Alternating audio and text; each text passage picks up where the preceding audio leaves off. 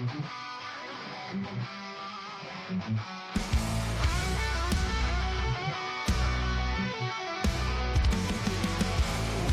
ground, we hunt in the dark, chasing shadows where the whispers start. Ghostly figures in the midnight hour, specters grip with icy cold power. Hello, and welcome back to Paranormal NL Podcast, located in Newfoundland and Labrador, Canada. That's PNL Podcast for short. I'm your host and founder, Jen Nosworthy. Thank you for tuning in to UPRN, United Public Radio Network, 107.7 FM in New Orleans and 105.3 FM on that Gulf Coast. For tonight's UFO and Humanoid Encounter special on UPRN PNL segment number 54, I've got a guest tonight waiting backstage from Maine, USA, who I'll bring on shortly. Now it's time to grab your favorite drink, a few munchies, and get ready for the UFO show tonight. Paranormal NL Podcast is sponsored by the Bog Team. It's a boots on the ground Bog Team doing historical paranormal investigations in Newfoundland and Labrador, Canada.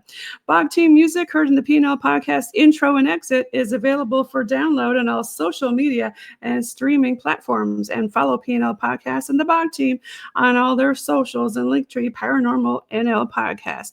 Check out their merch and smash that subscribe button. Tune in to UPRN every Tuesday at 5 p.m. Eastern for PNL Podcast with a live chat watch party. PNL Podcast believes in supporting international paranormal networking and highlighting global paranormal people, places, and things. Now, let's get on with the show. Tonight, I have all the way from Maine, we've got author Nomar Slevik. Welcome. Hey, Jen. Thanks so much for having me back. Yes, definitely. Welcome back. You were previously on, before I joined UPRN, you were on season 2, episode 32. And then Yeah. you were on season 2, episode 143. I guess Dang, I was busy in season 2. I'm a three-peat. That's right. So yeah, you were on UPN actually segment 2. So welcome back. It's great to have you. And since I've had you on, I do believe you've got a few new things to talk about. But now, for the folks who don't know who you are, go ahead and tell us a little bit about yourself. Yeah.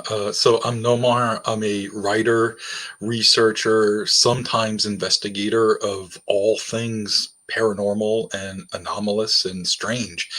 And Maine is my backyard, and there's a whole ton of stuff that happens in the state of Maine that's very strange. So the state keeps me pretty busy.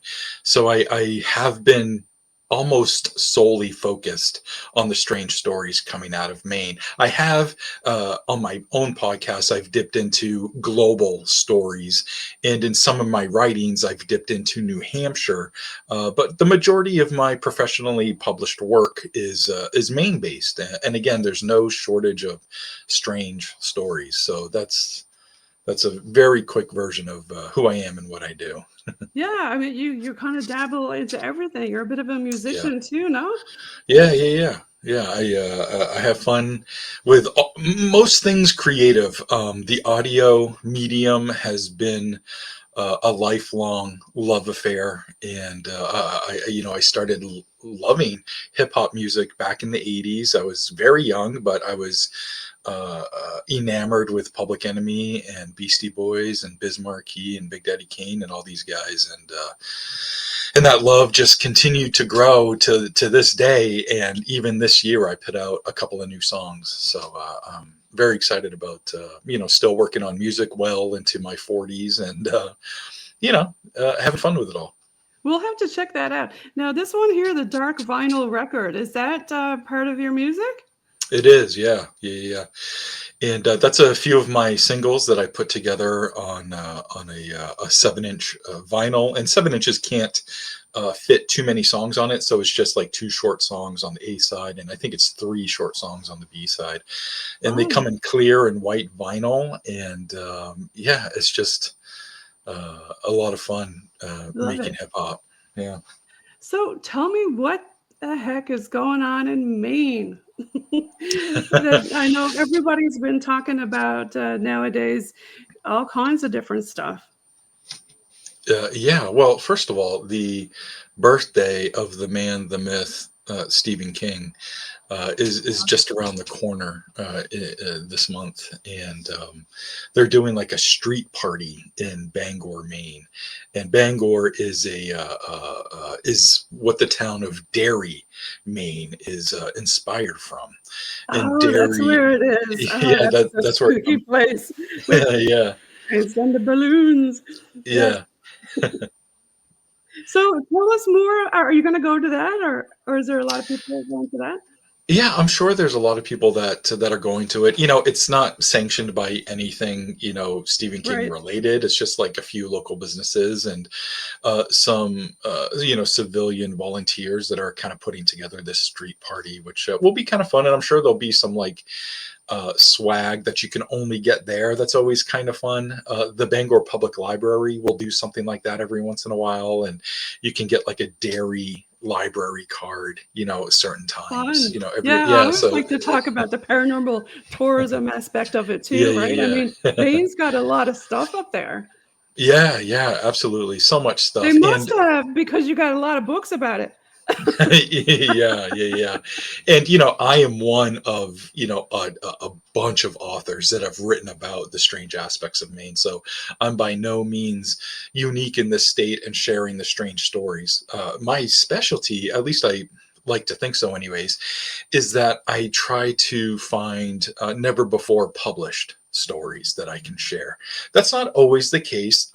So I will take some stories that maybe just had one news article, you know, 25 years ago, and I'll share that as well and try to find out as much information that I can. Yeah, Hopefully I because can you're a like interview a researcher witness. too. Yeah, for sure. Yeah, and that's a great part about being an author is actually, being a researcher too. That's a ghost calling me. I got to tell him leave me alone. But I mean, when it comes to research, do you have like a favorite story that you've researched and just totally dove into it and got lost in it? Oh geez. I think there's been a bunch of those. Did I tell you the frog people of Maine story? Frog people? No, I don't think No. so. Okay. Tell me about that one. So I'm a huge fan of the Loveland Frogman. That's out of Okay. Ohio. It's a famous cryptid out of Ohio, and that story starts in the mid 1950s, and it was this anonymous businessman driving. Although his name, some people have associated a name with it. I don't have the info in front of me, but there is a name that is associated with it sometimes. So it depends on who's telling the story. But he was driving along, following the Little Miami River in Ohio. And while he was driving, it says that he saw these three humanoid creatures on the side of the road.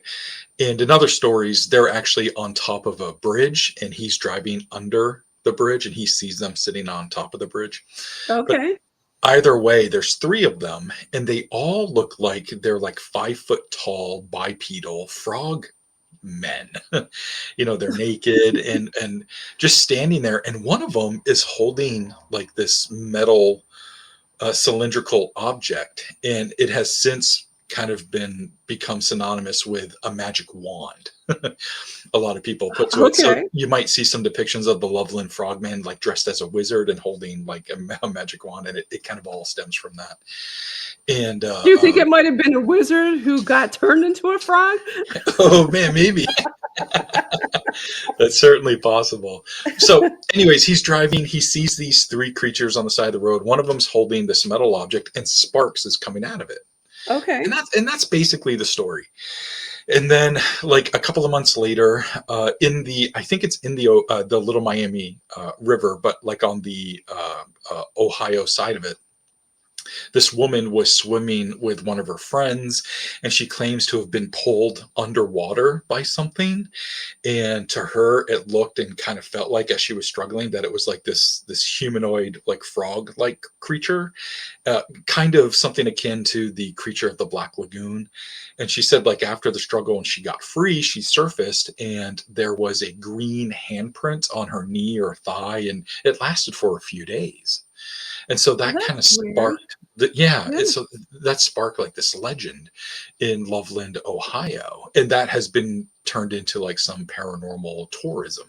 Now, in Okay. the in the 1970s, two cops, one in particular, claims to have seen this Loveland frogman and actually fired at it. And Really? he had a partner with him, and the partner uh, uh, uh, agreed with the situation that happened. Like, he was a witness and said, yes, this actually happened. But in the following years, they recanted the story. Then they said, no, it is true. Then they recanted it again. So it's kind of been all over the place with that cop story. Then in 2016, I think he was a college aged kid, and he saw something walking like waist deep in the Ohio River, in the Little Miami River, sorry. And to him, it looked like this bipedal frogman type creature. So he took video of it, and you can look it up on YouTube. And he didn't do anything to the video, but other researchers have taken that video and lightened it up and have taken still frames from it. And it looks like a frog creature walking in the water. So that So there's all, this frog creature walking in the water. This is so weird. And the green handprint, was it yeah, so, right. did she say or anything about it being slimy like you would think a It frog is? it stained. I don't remember about sliminess, but it stained her, and I think there was a tingling sensation for a little bit Okay. afterwards. Yeah. So, I'm a lover of most things cryptid, and I'm a big fan of the Loveland Frogman. So I wondered if there was anything like that in the state of Maine. So Right. over the years, I've done research here and there. I never really sat down and spent hour upon hour upon hour looking into it, but I would search here and there. But then on Thanksgiving in 2024, so just last year, I was doing research for my latest book, Humanoid Encounters, and I was like, okay, I need to find a frogman story. And I happened upon this YouTube video of this other Maine author who has since retired. He's not publishing books anymore, he's not writing anymore. But he put out this book like 15 years ago, 16, maybe 17 years ago, and it's about Maine legends. And I even remember being in a bookstore like all those years ago, thumbing through it. Like, I wish I had bought it at the time, but I was thumbing through it. And anyway, so I'm watching the video, and it's a video about him promoting this book. And he says, this includes a bunch of different strange stories. And one of them, the frog people of Maine. And I was like, whoa, whoa, what? You've got a You're story like, about the back frog it up, people? tell me some more. Yeah.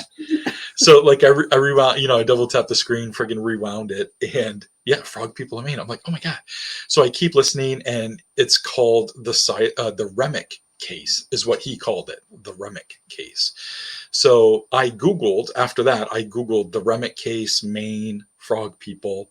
And it turns out in 1915, a book was published in Maine called Maine in Verse and Story. And it was published, or it was written by a gentleman named George Cleveland. And in it, there's poetry and stories, but there's this one story that reads like a true story, and it's called The Remick Case. And it's about this Hmm. gentleman who was about 25 years old, and he lived on a homestead with his mother and his siblings, and his father had recently passed away, like in the last few months.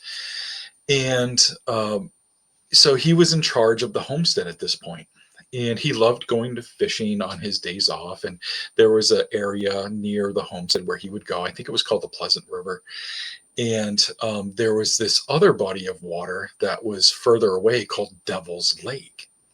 And his father and other people in town always told him like to stay away from Devil's Lake. Weird stuff happens up there.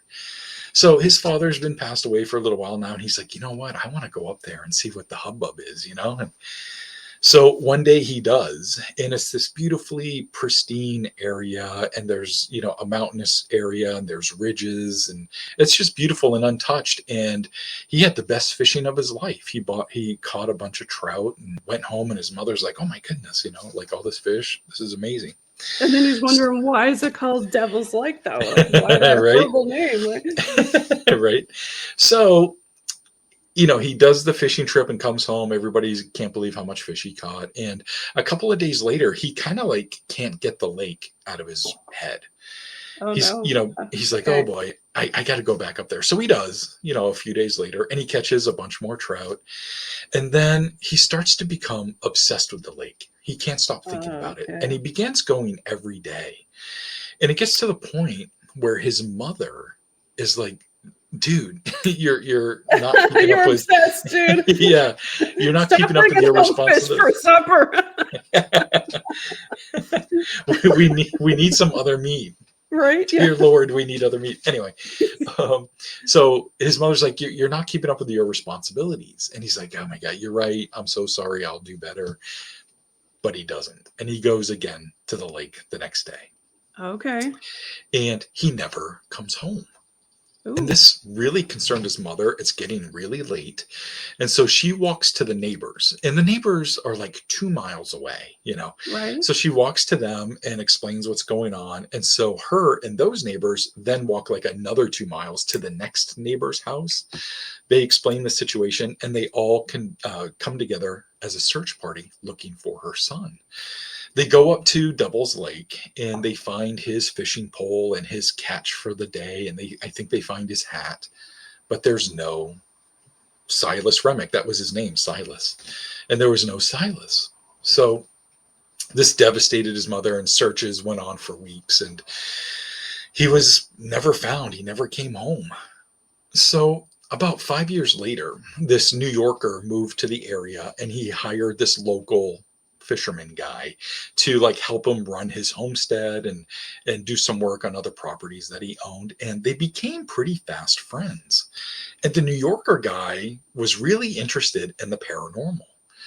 The Mainer wasn't that interested, but he wasn't opposed to talking about it. So Right. the New Yorker's always bringing up paranormal stuff, and one day he's like, there's gotta be, this area is so strange. There's like a vibe here. And Yeah, there's like, something going on here. is there some sort of strange story from the area? And the mayor was like, the only thing I can think of is that this guy went missing like 5 years ago. And so he tells them like everything I just told you up to this point. And the New Yorker is like, well, if you're not afraid of the paranormal, what say me and you go up to Devil's Lake and have a look around? And the Mainer was like, yeah, sure. So the next day they go up to Devil's Lake, and they're, assuming they walk the same path that Silas did, and they bring their canoe. And once they get up there, they get into the water, and neither of them had been there. And they're like, oh my goodness, this is so beautiful.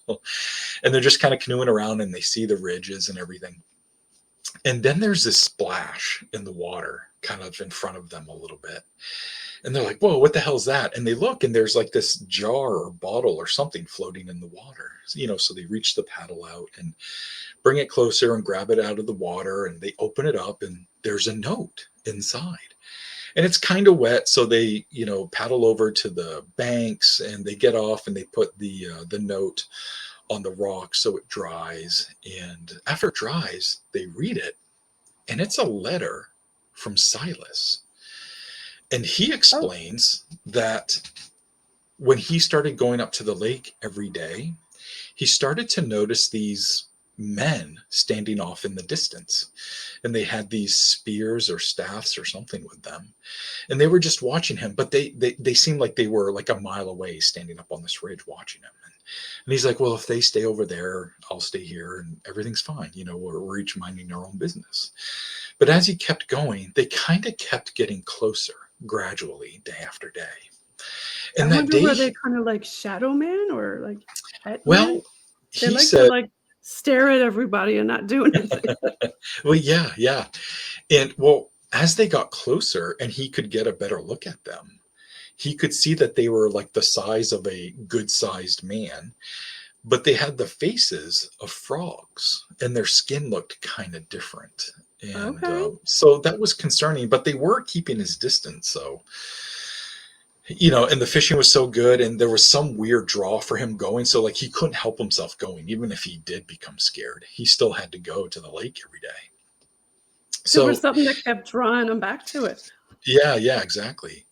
So, in the letter, he's explaining that the day that he vanished, he was walking home, and he was just about to go on the path that goes back down to the river away from the lake.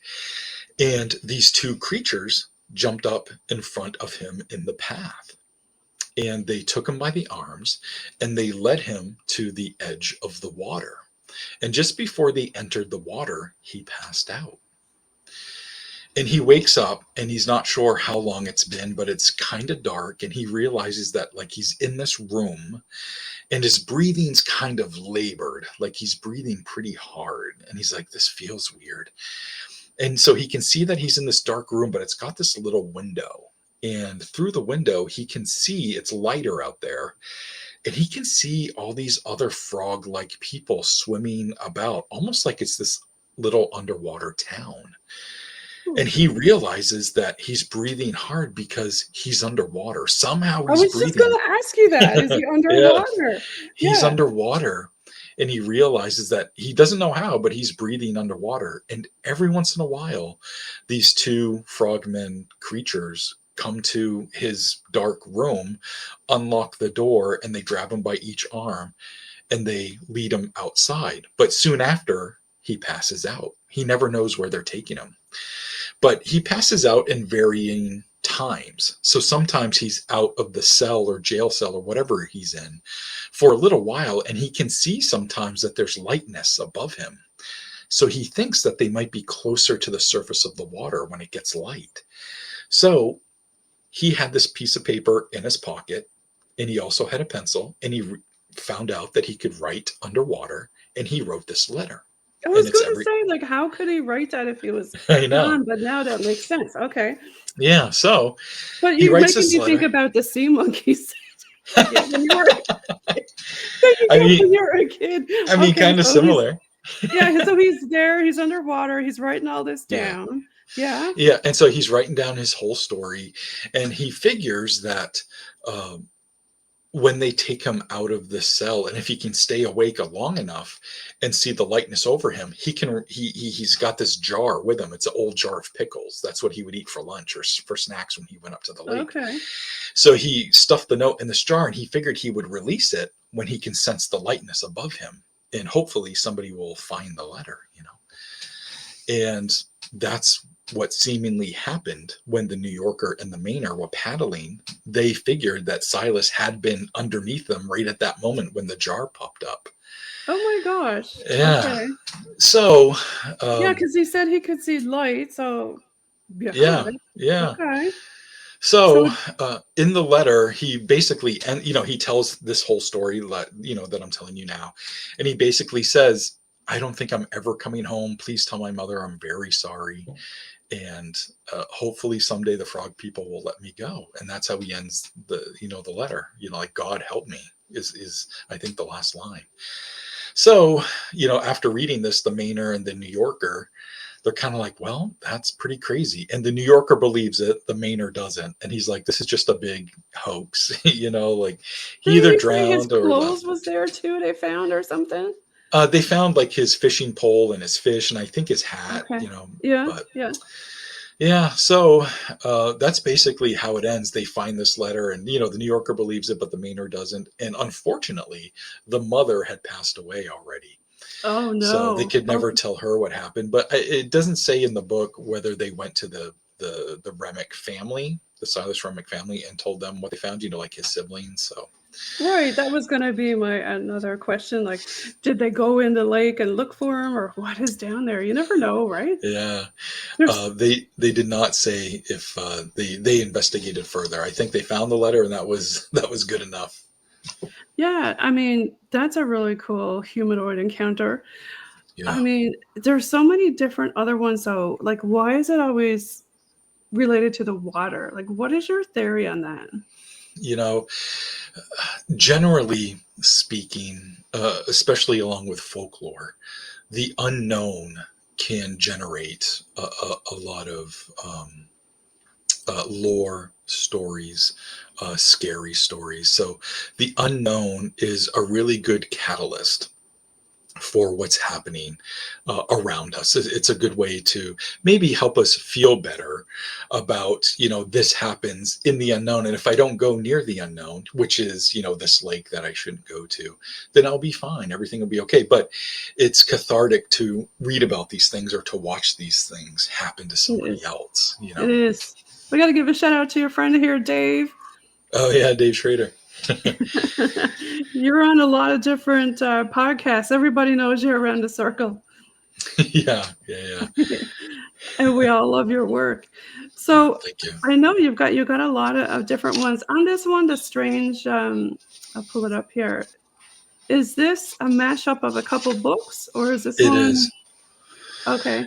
It is, yeah. I think I was in between books and I wanted to put something out there while I was working on a book. Yep. And I wanted to put something out there that would be like cost effective, because you have all these titles and, this book's 15, this book's 20, and this book's, Stuff for people 25 to or chew on. Yeah. yeah, Because you yeah, got a lot of different ones. And this is one of your yeah. older ones. It's kind of hard to see it, but you can Oh, yeah, mention that yeah. one. Yeah, so I put three of them into one volume, so people could buy Mhm. three books for like basically the cost of one, you know. And so that was kind of fun to put together. It was my first three books on the UFO phenomenon, and I thought that would be a fun way to get them all out there for people that missed out on some of those titles.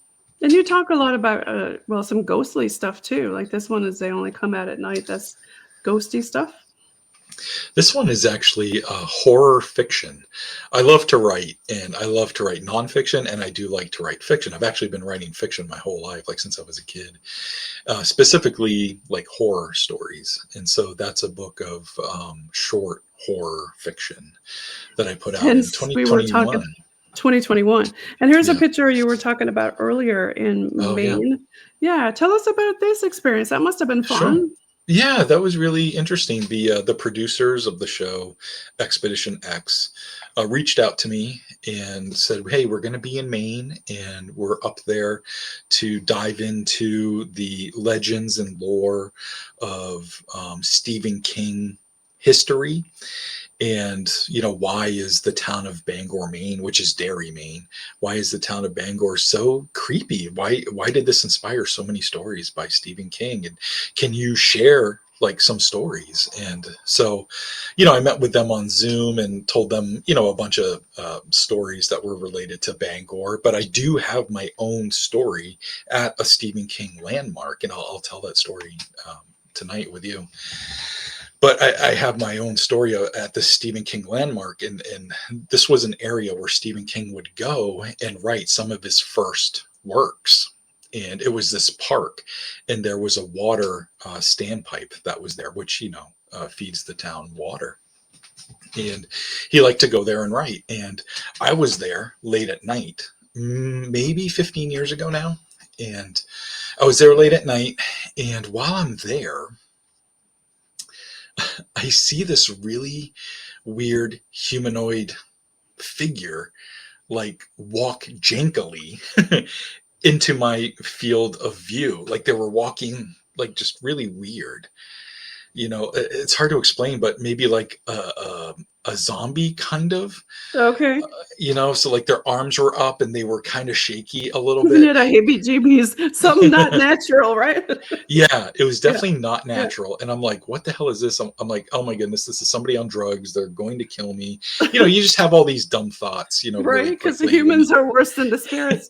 Absolutely, absolutely. But the closer I looked at it, they looked a little young and they looked really dark, Oh, and not the color of their skin. It just seemed like, I don't know if it was like shadow person-y kind of, but I could also see them too. It's hard to explain. But they walked really strangely and they went to the door of this standpipe. And the standpipe is huge. Okay. It's like this massive, thing that holds, 150,000 gallons of water. And there's this door there, but it's locked. It's not like anybody can just go in there. And my headlights are pointed at this door. And this thing stands perfectly in between the door, in between my headlights against this door. And it's kind of like popped up like this, and he's like, "Oh God, I don't want to be seen," type of thing. And then it like jankily walks away, and I thought I saw this movement to my left, like out my driver's side window while this was happening. So I looked quick over there because I'm like, "Oh no, is it another one?" So I look, and there's nothing, and I'm like, "Okay." So I look back to where my headlights are and where the door is and where this thing was, and it's gone. Hmm. I'd only turned my head for like a few seconds, so I'm like, where the hell did this thing go? I What don't do you know. think about the theory, Nomar, of like, we're paranormal people, we're looking into the paranormal, and when we talk about paranormal, it's humanoid creatures, it's UFOs, it's ghosts, it's everything, right? Esoteric. Do you think that that looks back at you because you're looking at that? I think it's certainly possible. I think it's a good theory. I don't know for sure, obviously, It but was kind of like, hey man, like I'm here, like yeah, you can see me kind of thing, like right? sometimes, I do wonder, especially when I'm sky watching and I see something, up in the sky, a Have point you of seen light. something intelligent, like, flash back at you? Because we get a lot of people talking about that when they do their CE5 events. They Yeah. get stuff flashing back at them. Do you I, find I or have haven't you encountered any of that? I haven't gotten the flashbacks, but um, there was this one time I walked out of my apartment, and this was probably 10 years ago. And I looked up and I saw this perfect formation of stars that was a triangle. And like I just looked up and immediately saw it. Like sometimes you look up at the night sky and you're kind of overwhelmed with all the stars, but I Right? just very easily focused on this triangle. And I'm looking at it as I'm walking. I'm not really thinking anything, but a second later, one of the points of light takes off and just goes Mm. at a straight, steady line. And I watch it until I can't see it anymore. The other two lights stayed where they were, but it was almost like it saw that I saw it and it's like, all right, I'm getting out of here, type of thing. I'm sure that's not what happened, but that's what it feels like sometimes. Yeah, I mean, there's so many different things going on in the sky, and you've got, I had this one up, UFOs over Maine. You recently had your, anniversary for this one. Yeah. Yes, I did. Uh, Congrats. yeah, thank you. Um, I put out the original one in 2014, and it probably took me like 6 to 8 years to write. And I'm doing that through different relationships, different jobs, and I'm working on it very, very part time. I also don't know or didn't know what the hell I was doing. I mean, I still kind of don't, but I really didn't know what I was doing then. And so finally, after like 6 or 7 years, I had this manuscript, and I had my dad look over it because he's a retired teacher, and so he looked over it and made a bunch of corrections, and then I tried to figure out how to submit it to places for publication. And I sent it out to a bunch of different places, and I kept getting rejection letters, or I didn't hear anything back. And so one day, one publisher did get back and said, "Hey, we want to put it out." And so that was like in 2013, I think. And that was a whole process, and it finally came out in 2014. And it was a big deal for me. You could walk into a Walmart or Target locally to Maine And and, see your and own buy book, and yeah. yeah, and buy it. That's pretty cool. And I had a Yeah, publicist, and they got me on a bunch of different radio shows and cool stuff like that. yeah, and this one here, UFOs over Maine military bases. How many military bases are there in Maine again? Oh, geez. For active military bases, I think there might only be like one. There might be like a couple of satellite places, here and Yeah. there. But back in the day, we had, I think, three major ones back in the day, and one of them had nuclear weapons. Okay. Are you familiar with the Dark Sky Association?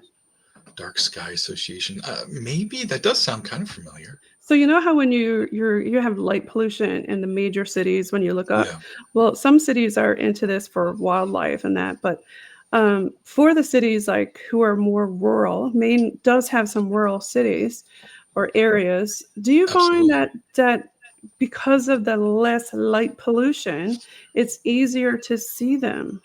Yeah, I do. versus a And huge city? Like, do you think that's some of the things why people are seeing more in Maine? Not because of the military bases, but now you did make a point about the N word, and I won't say it because the last time we talked about the N word, we got kicked off stream.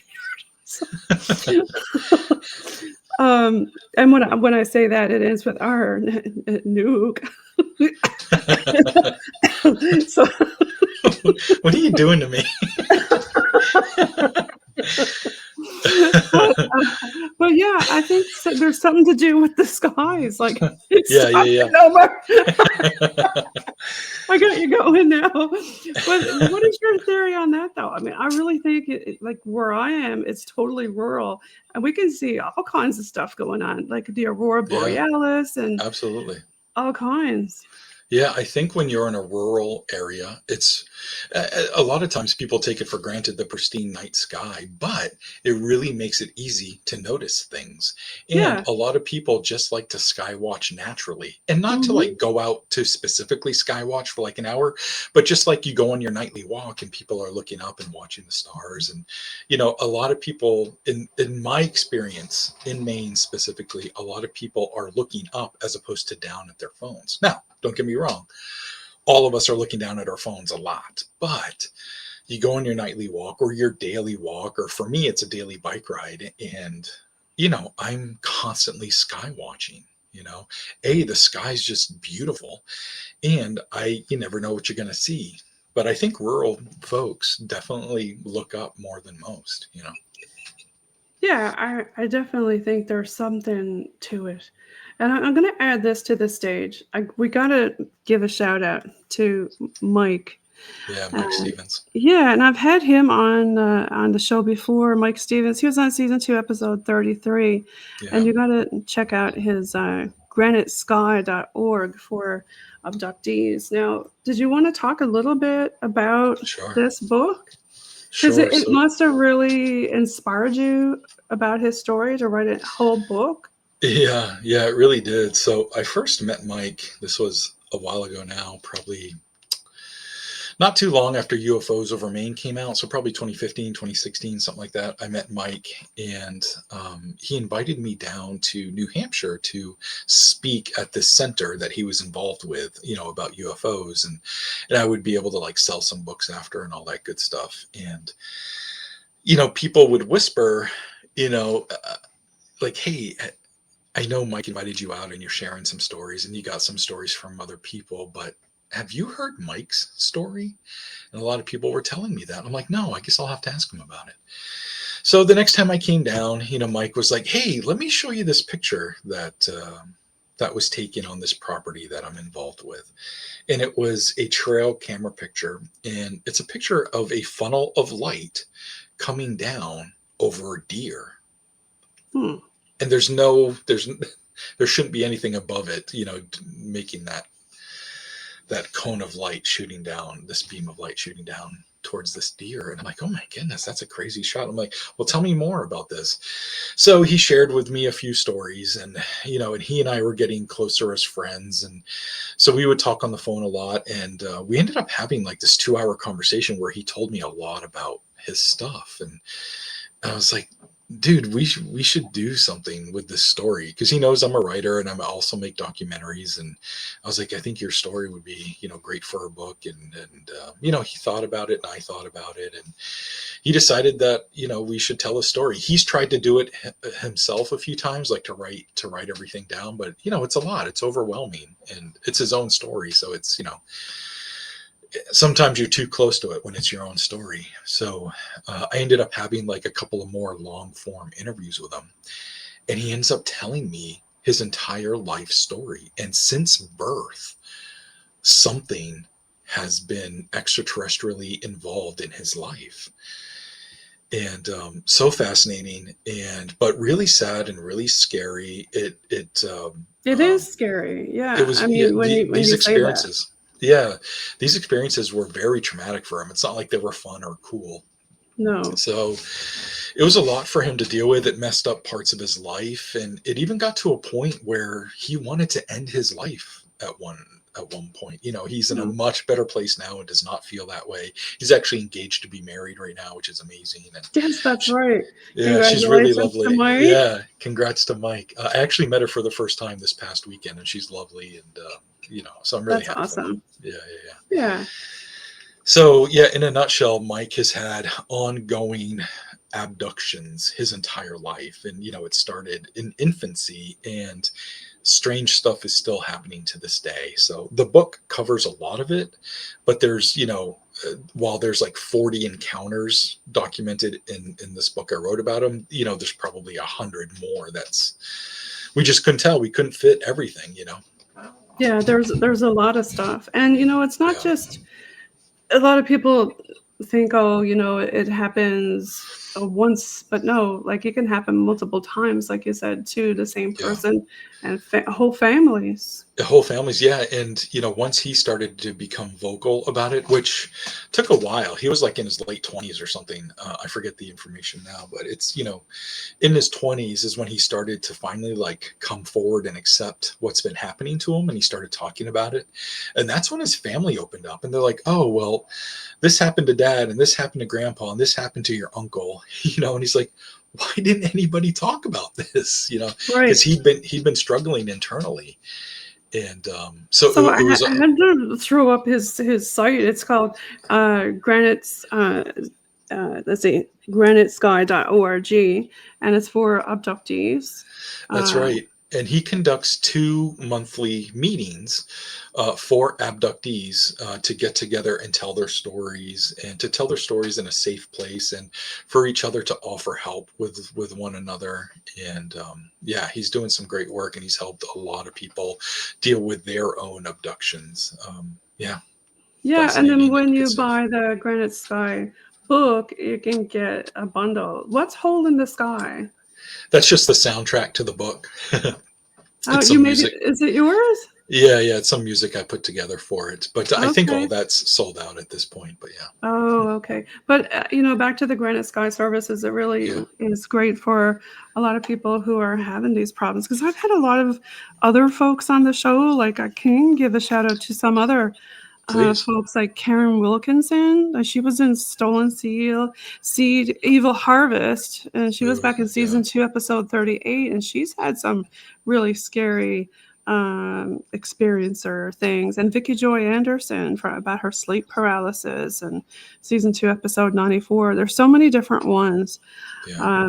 I've had Nancy Thames on Time for Disclosure, season 2, episode 98. Now, we were talking a little bit about like CE5 and stuff like that. And I know I had Tony Rodriguez on season 2, episode 99, and he got into a lot of like remote viewing and stuff like that, which was really interesting too. But Yeah, I mean, I can't even go through how many different people I've had on about UFOs. It's such a hot topic. it really is. And in the hearing just happening yesterday, Right. was fascinating. They showed some pretty interesting footage.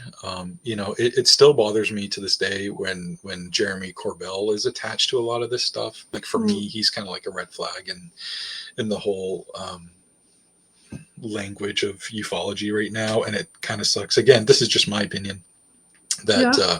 Jeremy has attached himself to George Knapp, and I feel like it's tainting George Knapp's legacy, which kind of sucks. But George got to speak, and he said some interesting stuff at the hearing, and that's really cool. And then there are other servicemen who told their fascinating witness stories, and then they showed some footage. And so I feel like it was a pretty successful hearing. Nothing has come of it as of yet. Again, it's only been a day, but there was another one last year with David Grush, and a whole bunch of crazy information came out. Like that's kind of like the iconic hearing that has happened, but nothing really has surfaced or been done about it, other than kind of keeping it in the news, which is great. But Hmm. what's actually happening with disclosure, I don't know. I think it's just lots and lots of baby steps, and I don't know what it's going to take for us to finally get there. But I'm kind of over the disclosure thing, and I just want to talk to people and hope that they feel okay. And there was this woman that I came across this weekend who has had ongoing strange encounters at her home, and she's reached out to some organizations, and they've dismissed her. And Oh, that doesn't make her feel good. So she told me some stuff, and it does sound crazy, but I'm willing to listen. So we're setting up a time when I can go over there and talk to her and look at her footage and all that good stuff. And and that's why I like to mention the Granite Sky, because you can yeah, to people, but not only them, but report it, right? yeah, I've had a yeah, lot of different MUFON folks on here. I'm recently going to have some coming on again soon with Noe Torres and Ruben Orete. Um, and they're going to talk about the Kayomi UFO incident and Mexico's Roswell, the other Roswell. So, sure, and there's like, oh gosh, Steve Feremi, he was on MUFON New England from up yeah, in your neck of the woods. yeah, And report, report, report. I mean, we can't stress enough. If you see something weird, and if you're having any of these things happen, like that lady, report it, yeah, right?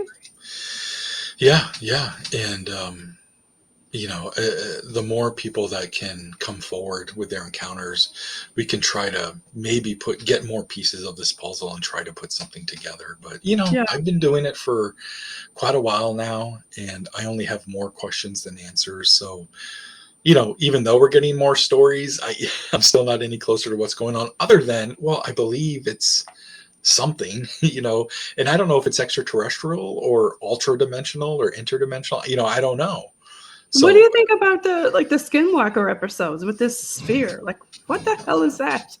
I can't say that I'm up to date on Skinwalker Ranch episodes, but that sounds. Can you tell me about it? Well, Travis and the boys had, they were shooting rockets up and using the SLAM scan, the radar, and stuff like that. But it's supposed to be terrestrial, right? Um, so it's not supposed to go underground. So they got like a sphere underground, and they got a Oh sphere up in wow, the air, and then they interesting. shot off rockets, and there's something up in the air that blocked the laser and also blew up a rocket in midair. And they're Wow, getting all this missed data. And they have this other data that shows like a cone that would look like, to us, what we would understand as a wormhole. And interesting. they actually have a couple seconds missed time and all kinds of weird stuff that they've Wow, drilled out of the mesa that's not anything known to man. It's like, it wow. doesn't make any sense. Yeah, So, that's wild. I'm yeah, gonna have to catch up on episodes. Wow. that's another eggshell right there. Yeah, yeah, yeah. But tell us more about. I had your link tree pulled up. I should pull it Oh, back up. sure. Or we can talk about another one of your stories in your humanoid encounters. Do you want to do one of those? Sure. I forget what I have shared on the We talked episodes about the before. frog, Yeah, we talked about the frogs. Let me look at my chapters here. and we've got. Oh, There's another one here, abducted New England. oh I yeah, don't think that was I don't think I pulled that one up yet. Yeah. that's a documentary that I worked on. 2018 maybe, and then I did a companion piece book with it. So for a while, Abducted New England was available on Amazon Prime to watch, and then you could also buy a companion book with it that I wrote. And now you can watch Abducted New England for free on YouTube. So just search Abducted New England, Nomar Slevik, or Abducted New England UFO, and the documentary should come up. It's about a half hour, and you can watch it for free, which is kind of cool. And but another story to share out of the book, I'm also fascinated and pretty much scared by black-eyed kids. And black-eyed kids have been reported all over the world. And it kind of the Are they modern. more like insects? No, I would say they're almost like, some people think they're alien, but some of their lore sounds like vampiric in some aspects. Like they have to be invited in; they can't just come into your home. Oh, that does sound But like a vampire. Yeah. yeah, But some people think that they're aliens. Some people think that they're demons, and realistically, nobody knows what the hell they are. But the modern day telling of these stories or these encounters started in 1996 with Brian Bethel, and he had this encounter in Abilene, Texas, with these two kids, and Oh they my had gosh, I live not like a stone throw from there. wow. So these kids have completely black eyes, and they ask to be let in, or they ask for something, like, give us a ride, can you do this, can you let me inside? And he was in his car when this happened, and so it scared him, and he got the hell out of there. But then he shared his story online, and this was 1996, so this was a long time ago. This is like only when message boards were kind of a thing. Yeah, that's actually the year I moved to Texas. That's crazy. And it kind of went viral for its time. And since then, there's been thousands of reports all over the world. And there's been books and movies and TV shows like about black-eyed kids. And Maine is no different. And I found some black-eyed kid stories from Maine. And one of those stories happened in 2011 in Bangor, Maine. The home of Stephen King. And Right. this woman was home alone, 10 o'clock at night, and she was sitting in her living room, cat on her lap, and reading a book. Her husband was working a late shift. He was going to be home in a couple hours. So all of a sudden, the cat just stands up on her lap and hisses at the front door. And then the cat Oh. jumps off her lap and runs into another room. And cats can be weirdos. So she's like, okay, freaking weirdo cat. And But I had a cat that was like a dog that would do that. It would go to the door. well, maybe there was something there. Oh, stop it. So I'm just she's looking at, right? she's getting resettled and just about to get like her place in the book again when the doorbell rings, and it Oh jumps no. her. So she gets up and she looks through the peephole, and she doesn't see anybody. So she looks through the side window and can't see anybody outside. So she's like, what the hell, are the kids playing ding dong ditch in the neighborhood? But they've never done that before. Right, yeah. So she's like, okay, whatever. So she turns around, she's going to go back into her chair, but then there's a knock, 3 knocks on the door. Oh, And it had to be 3, right? yeah. And it jumps her, it scares the hell out of her. And she doesn't even hesitate. She just whips open the door. And there's a screen door there.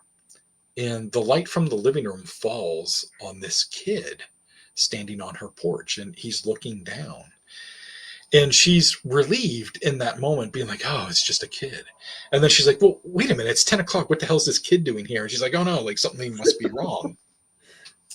So the kid looks up at her, and he's got completely black eyes, no whites, no pupils. And he said, can I come in? And Oh she's no. immediately filled with dread. And this kid is scaring the hell out of her. And it's almost like this kid Jedi mind tricked her. And she's feeling this pull of her hand to like open the door, and she's like having to fight it. And then all of a sudden she hears a hissing from her cat again.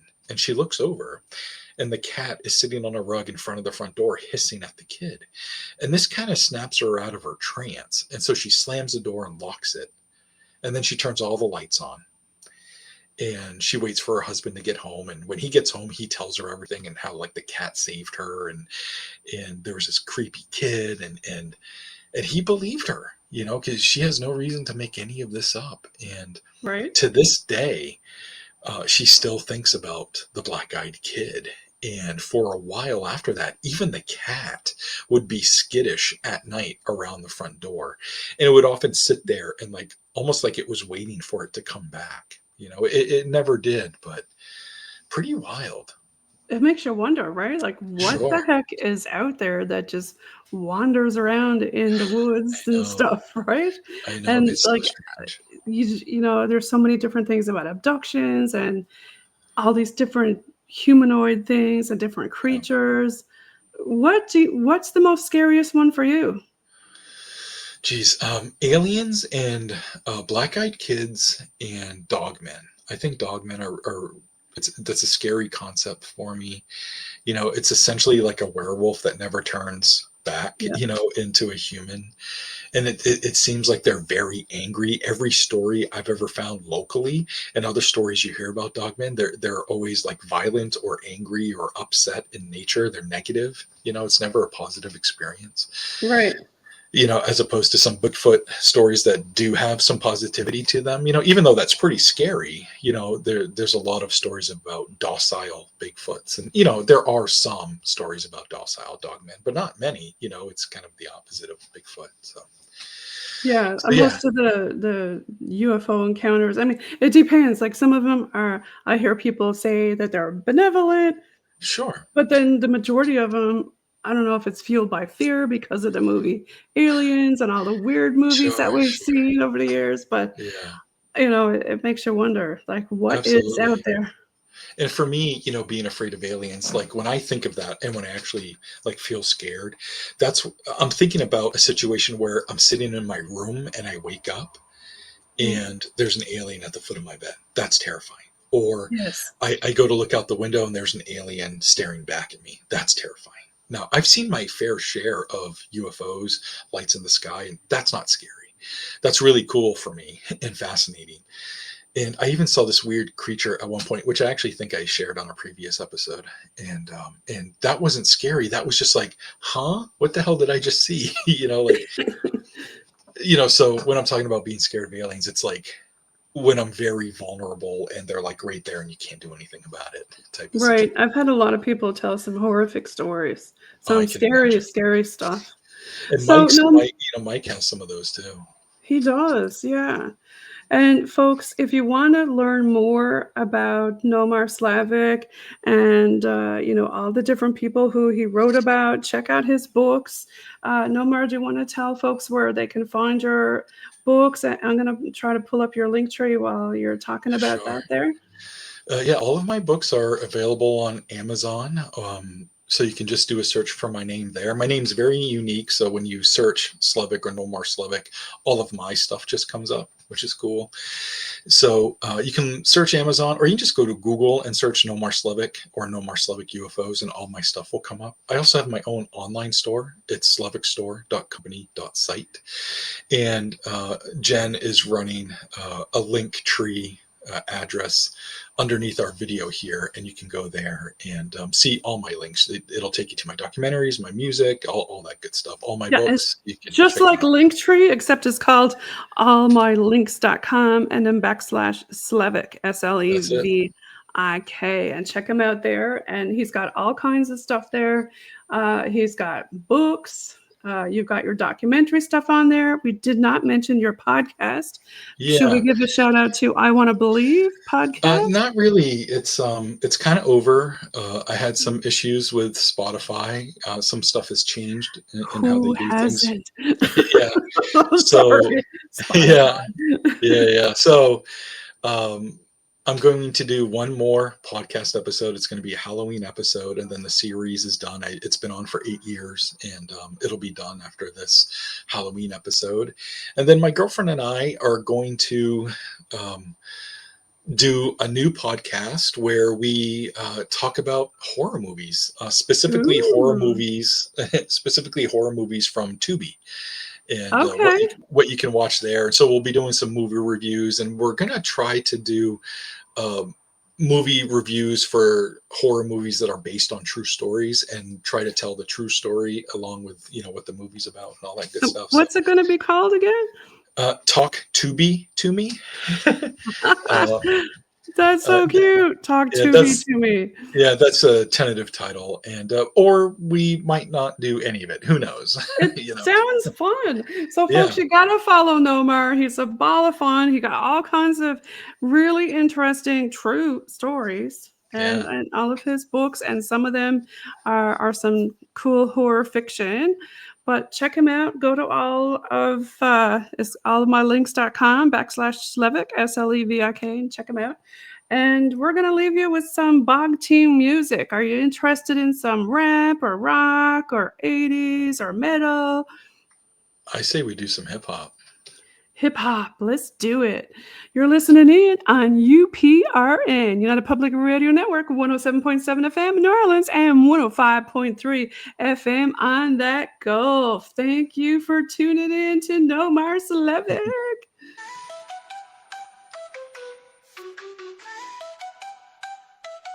And this is on all streaming Hey, platforms. And Nomar, you've got your own stuff hey, streaming, don't you? I do. On Instagram, TikTok? You can find it anywhere you find music. Just type in my name, and you'll find a bunch of songs that I have available.